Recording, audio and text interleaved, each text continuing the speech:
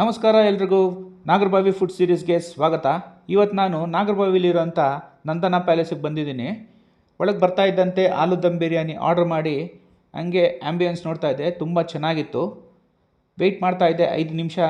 Weight ಮಾಡಿ 5 ನಿಮಿಷಕ್ಕೆ ನನಗೆ ಪಾರ್ಸಲ್ ಬಂತು. ಪಾರ್ಸಲ್ ತೊಗೊಂಡು ನಾನು ಮನೆ ಕಡೆ ಹೊರಟೆ. ಪಾರ್ಸಲ್ ಕವರ್ ತುಂಬ ಚೆನ್ನಾಗಿದೆ. ಬಟ್ಟೆ ಬ್ಯಾಗ್ ಒಳಗಡೆ 3 ಬಾಕ್ಸ್ ಇದೆ. 3 ಬಾಕ್ಸಲ್ಲಿ ಒಂದೊಂದು ಐಟಮ್ ಇದೆ. ಅದನ್ನು ಆಮೇಲೆ ತೋರಿಸ್ತೀನಿ. ಅದ್ರ ಜೊತೆಗೆ ದೊಡ್ಡ ಬಾಕ್ಸ್ ಕೊಟ್ಟಿದ್ದಾರೆ. ದೊಡ್ಡ ಬಾಕ್ಸಲ್ಲಿ ಬಿರಿಯಾನಿ ಇದೆ. ಬಿರಿಯಾನಿ ಜೊತೆ ಆಲೂ ಗೊಜ್ಜು ಇಟ್ಟಿದ್ದಾರೆ.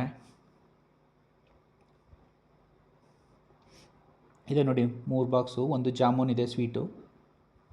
ಟೇಸ್ಟಿಂಗ್ ಇದೆ ಅಂತ ನೋಡೋಣ.